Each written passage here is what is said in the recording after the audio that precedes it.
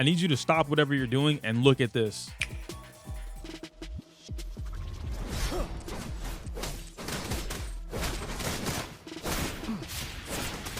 Tell truth from the side. Right back. Did you catch it? I mean, the thing that I want you to pay attention to. No? Okay, watch it again.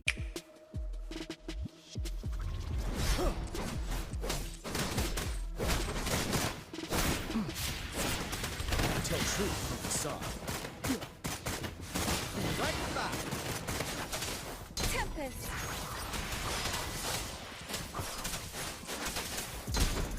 Shake the shakeless. Ready for battle. Fear no more. All right, did you catch it this time? Let me just explain it. Whatever it is that you understand about combat in this game, or rather you think you understand about combat in this game, is borderline wrong. And I don't say that in a way to make it seem that like everybody is wrong, which I'm pretty sure I titled that video this way. If I didn't, future me is surprised. But the main takeaway that I'm giving you guys today is that what we have been doing in combat, as far as Wuthering Waves, all the calculations and theory crafters that we've been seeing put out information about the game, and with the new changes given to the game, with the outro skill now counting if a character leaves the field, quote unquote, it now counts as being left, even though they have technically not left the field, and a few other changes that we're going from CBT2 to post-release. In short, we're still playing this game like it's Genshin Impact, and I get that's familiar for a lot of people that do play Genshin Impact and familiarize themselves with that game, but as far as I go, or rather what I'm looking at Wuthering Waves and what I experienced in CBT2, I don't want to play Genshin Impact, at least not combat-wise. So when I see something that says so-and-so's optimal rotation is mash square 5 times, do skill, do ult, mash square another 5 times, and then switch, I think that's kind of boring. And I'm learning that other people do too. So in today's video, I'm pretty much breaking down why this incredible tech that is I don't know how to explain it to you without actually just showing it to you, but I just want you guys to know that literally, in the words of Imtash, this changes everything, at least about combat and Wuthering Waves. To briefly explain what I'm about to explain to you in like a really long part of the video, what you just watched was a clip from Gamebreaker God, and I have his Twitter link down below in the description, but I wanted to show these things off so that you guys understood where my mind has been when it comes to the combat of Wuthering Waves. I've done a lot of talking, I've done a lot of preaching, if you will, about all the different implications that exist in the game, the possibilities that exist in the game, different combo routes, heal expression, so on and so forth. And now it's time that I finally get to show this to you guys. Now, I've been working with a few like-minded individuals such as Soul and Rihu for the my fighting game brethren, if you will, right? The people that play fighting games and we also play gacha games. I've been working with them on making different combos, or trying to figure out different combos, and this isn't just the only thing that exists. There's over 100 echoes in the game, or like 70 echoes, something like that. A lot of them do different things, and all of that leads into different types of combos. So as far as what we have right now, especially when it comes to Jian, everyone is saying that the monkey is best in slot echo, and that may be true for just raw damage output, but that doesn't necessarily make it as best in slot whenever you can't get the optimal rotation because you got punched and you lost 90% of HP because Tower of Adversity enemies basically one-shot you. So if you don't know how to play the game, and by play the game I mean both at a beginner level and an advanced level, at least when it comes to execution, you really want to pay attention to what I'm about to tell you. I'm gonna show you guys inside of the game, and then I'll do whatever mumbo jumbo magic stuff that I do, but I just want to show you what's happening. All right, so you guys, if you don't know me, hey, I'm Io. I do a lot of fighting game stuff, or rather I relate a lot of gacha things to fighting games because I have a fighting game background, playing fighting games in a competitive level, if you will, right? So a lot of the things that I saw, and the reason I'm so attracted to Wuthering Waves as a game, is because of the things that I keep finding and discovering, other people are discovering. And this, I'm pretty sure I did it in the beginning of this video, but once again, shout outs to Gamebreaker God, because I've been seeing him do some stuff, and like he's confirming the stuff that I couldn't figure out without thinking about it, right? Wonderful stuff. Now let me show you what I'm talking about, okay? What I'm going to show you is called Kara canceling. That's K-A-R-A space canceling, okay? This is a term in fighting games which basically means you are canceling the animation of something into something else. Now I know that might seem a little familiar to you guys. Some of you might be saying like, oh, well, you can just switch tech and that's Kara canceling. No, that's not Kara canceling. So something that nobody, and I mean nobody, has figured out in Wuthering Waves except GBG. Even CN players have not discovered this, or at least they haven't shown it. So I'm going to say that they haven't discovered this. You can cancel certain moves in the game into repeating themselves or an entirely different set. So I'm gonna break this down in a very simplistic manner so you understand what I'm doing. Look very closely at what Gian is about to do. Normally what we do, right? If you hold his attack, he will launch the character. Now, if you're familiar with Marvel vs. Capcom, in particular 3, Marvel vs. Capcom has a universal launcher. This is going to be called like your down heavy, right? That launches everyone into the game. If you hold the heavy attack, just like in Wuthering Waves, you will jump up in the air with them. If I don't hold heavy attack, he just does this, right? He just does a slam down.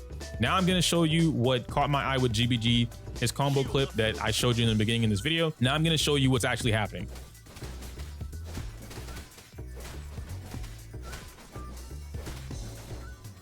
You saw how many times I canceled 4 different launchers. Guys, this is very important. I know this is like, some of y'all are gonna be like, bro, this doesn't matter. I can just mash square. Gian wants to use his ultimate anyway. There's a very key thing that I want y'all to understand, that it's easy for fighting game players to understand this. It's very difficult for gacha game players to understand and accept this. In this game, or in any game that has meter management, and you have a lot of meters, you have 3 different meters that you're managing in this game: Forte, Concerto, and then your burst meter, right? So you have 3 different meters that you're managing in this game for 3 different characters, separate characters. Concerto doesn't build the same way for everybody. Forte doesn't build the same way for everybody.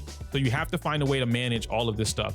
What's going to happen, a perfect rotation, is basically having all of the characters on your team optimized when they come in, when they come out, using switch tech, using skills, using ults, using your echoes or whoever else you're going to summon, different variations between summonable echoes and transforming echoes. There's a lot of things right now that the mass player base of the game is not taken into account. They don't know, they don't understand it, they're not practicing it, whatever. All of this stuff is going to be taken into account at higher level gameplay, and probably even medium gameplay, right? To a beginner player, this probably won't matter, but you definitely want to start practicing this because a lot of this stuff takes execution. What I'm explaining to you about the car cancel thing is that you just saw me cancel 4 different launchers. I launched the enemy into the air 4 separate times, and Gian did not launch with them. You're asking yourself, how the fuck did I do that? That's not possible. What are you doing? This is cheating, whatever, right? Whatever kind of mumbo jumbo you want to think of, but it's just car canceling.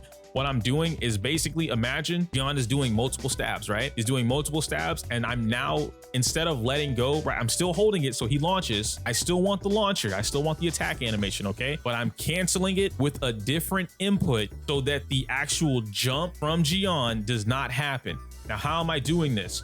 Basically what I'm doing, right? And I'll go back into training mode here and show you guys exactly what I'm talking about, because it's the reason I'm not doing it on open world enemies is because for whatever freaking reason, the game has not given us a proper training mode. I would love it. Wuthering Waves, Kuro, please listen. If you give us a proper training mode, we can go into training mode and just test out teams, because it's a team-based game. That would be wonderful. I don't need anything else. Like I would even deal with the 60 wave plate thing if you just gave me a training mode. But what's happening, right? I'm holding it and I'm canceling, right? So I'm jumping, right? This is the actual input. Jump. So hold, jump. You let them get launched, jump. Okay. What I'm not telling you is that don't let go of whatever your attack button is, right? I'm playing on controller to square. So I'm going to, and then not let go of square and repeat the process. Okay. Now I have a sound cue that I'm using. You're probably asking yourself, what's a sound cue? A sound cue is basically me explaining, or rather me listening for when I need to make my input. In fighting games, it's super easy for us to do this because it's easier for anybody, right? You familiarize yourself with something that lets you know when to do the other thing. That's what makes heavy execution or high execution things easier. It doesn't make them easy to the point where everybody can do it like in their sleep, but it makes it easier. It makes it so that, like, hypothetically, let's say that I was playing this game blind, right? I would then like try and do that. I'm listening for the sound cue. The sound cue is this clunk, by the way. So let me just kind of here. You hear that clunk when he hits the sword? It's like a little clunk, like it's a clunk sound. That's when you want to make your input. You're jumping, right? So I just told you guys, it's basically square, hold square, and then jump. Okay. Now you need to do this fast. You hear the clunk? You hear the clunk, and then I press square. As soon as I hear that clunk, square, or jump, my bad, not squared. As soon as I hear the clunk,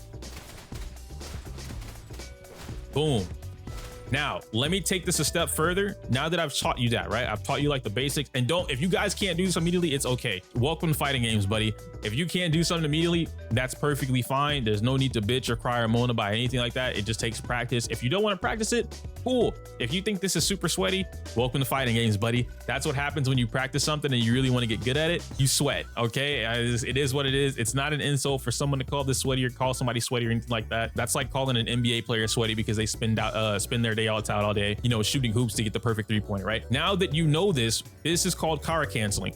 Now I can take Kara canceling to the next stage. Now I can implement negative edging. Negative edging is in the game. This is another fighting game term.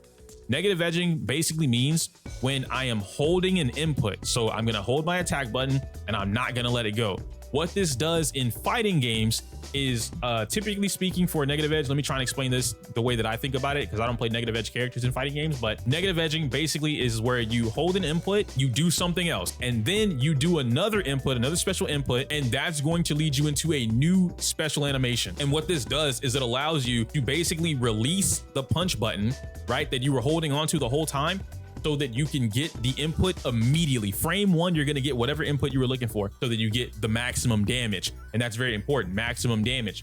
Now I'm gonna talk to you guys about this in Gion's case specifically, because that's what I'm practicing with. All of my attention in the game right now has been focused on Gion. As much as I love Kakarot, and eventually I will move over to Kakarot, because of the way the game's resource intensive, I couldn't do it. So now I'm gonna teach you guys about negative edging. The reason negative edging is so important is because now I can do stuff like this.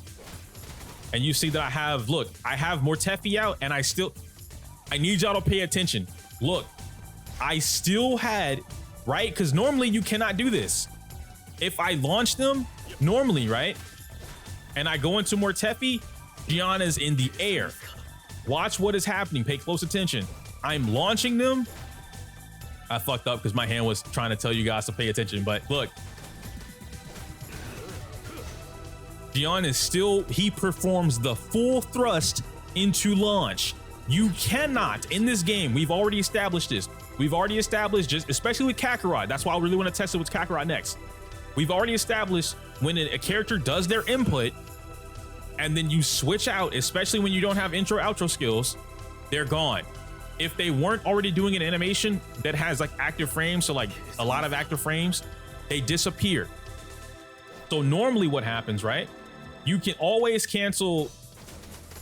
You see that Gion is always going to do that, right? I can cancel that early. I can always cancel his thing early. He will get his thrust out because it's active frames. He's going to finish the move. I'm in the middle of a fight. You can't do this outside of a fight, by the way. You have to be hitting somebody or targeting somebody. If you don't have anything to target, you see you immediately swap into the next character because they can't active frame anything. So that's how that works. Now that I've taught you that, right, that you understand that, now I can take it and do something like this, where I can go into Mortefi, I can do his skill, I can do something like that. I don't have my normal echoes that I would use, which is the Heron. I don't use Monkey for Gion. I know that's something that everybody uses. I don't. Actually, I'm stuck. Hey, I think, okay, there we go. I was gonna say, he was thrusting on his own right there. That's a little mishap. I'm gonna leave that in the video. But now that I have that, I can start weaving in true combos or rather optimal combos, if you will, because of the way that meter works in this game. I'm gonna want to be able to build up Mortefi, right? If I go into Mortefi and then let's say I didn't have his energy, but I do now because I was doing the pop, pop, pop while they're in the air. Not only is Mortefi able to keep them in the air so I can do potential air combos or at least sustain them in the air long enough for me to switch back into Gion. His switch counter the cooldown would have gone away. I can now go into Gion, and then I can use Gion's skill. I can use his echo, which, like I said, in my case, I'm using Sai and Heron. I don't use Monkey. And then I can go back into whoever I need to. You know, you could use Yang Yang, like you saw Gamebreaker God do in the clip at the beginning of the video. You can use Verena.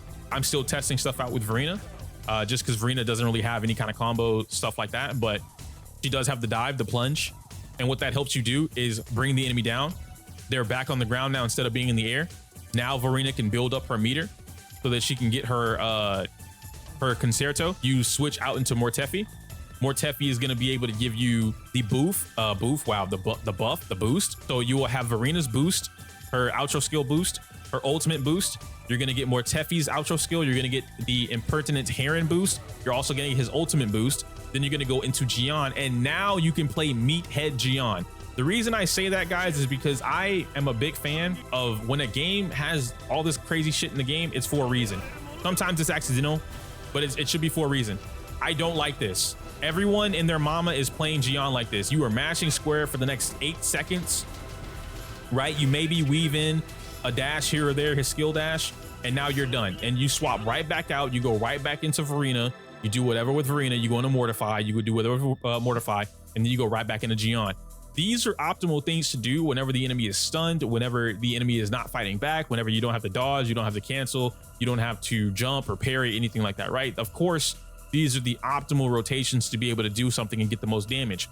But because we're playing the game, and if you keep playing or you keep watching, watch myself, you watch Rexlin, you watch Poke, you watch Smack, any of the players that are doing a lot of stuff on stream, I say this on stream because you have to see it. A lot of y'all are not going to go to Billy, that's totally fine, but you have to watch players playing at a very high level to see what you physically can't do. There's a difference, and I say this all the time, there's a difference between Google Sheets, like this is what can happen, right? The theoretical, the analytical part of what could happen in the game versus this is the practicality. This is what actually happens in the game.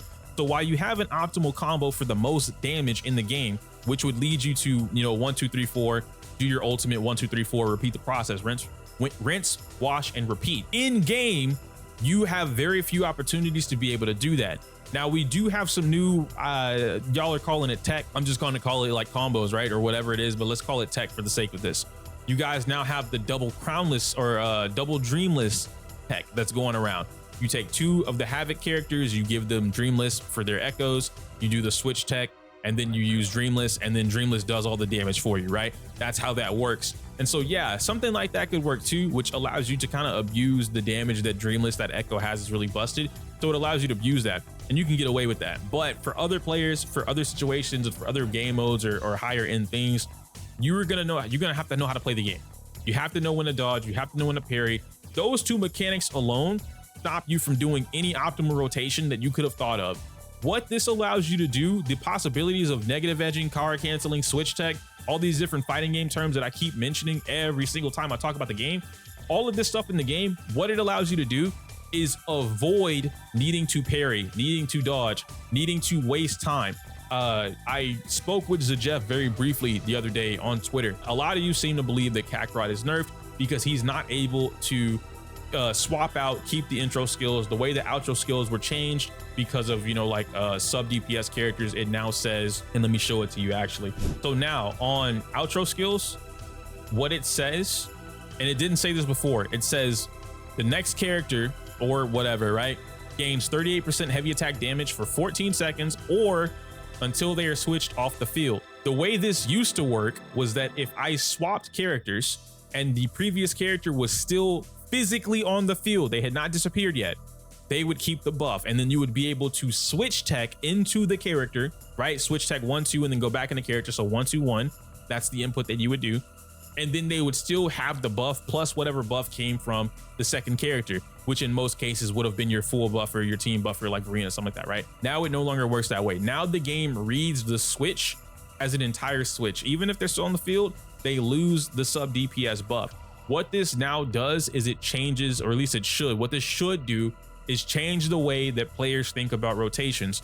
Now, instead of doing sub DPS into team-wide buffer, or team-wide buffer into sub DPS, into main DPS, into like 7 different switch techs, into whatever else you want, now it changes how you need to go about playing the game, right? Or at least thinking about playing the game. Now you might need to start doing stuff where it's like start with main DPS, go into your sub DPS, build their meter, go into your team-wide buffer, build their meter, pop ult, use outro skill, go back into your sub DPS, then you use their stuff because it's a shorter window, right, for the buff, and then you go into your main DPS, capitalize on all 8 to 14 seconds that you have left from both buffers, and then use up everything, and then do whatever you got to do after that, right? Maybe that's where we need to start going for looking at the game. But like I said, it's all of this stuff, you can tell because I'm rambling, right? It's all in my head and it's in game. I've been sitting here for like the last 4 or 5 hours. I didn't even realize what time it was today. I'm just pumping this stuff out. I'm testing a bunch of crap. It's me, Rihu, Soul, Chaotic, everybody's in call, right? We're just testing shit because I'm trying to figure this stuff out with a bunch of other fighting game players because that's just what we do. And I want to make this very clear, right? this type of information or this type of like concept, the game plan, these mechanics don't just stop at Gion. They extend all over the board, right? Verena can be, she's able to use, especially her, she can car cancel a lot of her moves, which is very good, especially the Forte skill dash or the Forte dash. That's very good to learn how to car cancel that. And she can do it up, down, vertically, horizontally, doesn't matter. She can car cancel that, and it's very good for movement. It's very good for repositioning. It's very good for catching up with enemies. It's very good for continuing combos. It's very good just for like building meter. Like there's a lot of different implications you can use Verena stuff for, but regardless, Verena has it. Kakarot, I know he has some forms of either negative edging or using car cancels, but like I said, the things that I want to test with what he has, I haven't been able to test that yet. Both versions of Rover have it, Havoc and Spectro. Yang has it. Encore with any of this tech, you guys think you're doing something now because you do the heavy attack and it auto holds for you, and then you can go into another character and then come back after she explodes. Y'all think y'all are doing something now? That's baby shit. That is like the easy, and I know it's obviously not easy for you guys because some of y'all are saying like it's harder, which I'm not, I'm not calling anybody like bad or baby or whatever. I'm saying that it is difficult for you guys because you've not had a gacha game that requires you to do stuff like that or allows you to do stuff like that. So you're learning, that's fine, right? But that is early game, like that's like doing a fireball in Street Fighter, right? It's hard at first. Once you get used to it and you learn it, it's not hard anymore. It's easy. That's what Encore is. Encore doing the whole like, oh, you hold it and then switch out and she explodes. That's Hadouken. Fireball, that's easy for you to do, okay? The next step is Shoryuken. And that's the Dragon Punch motion. Once you learn that, then okay, now we're getting a little bit better, right? What you can do with Encore, negative edging, car canceling, imagine this. And again, I have not done it yet with her specifically because I don't have the resources to build her.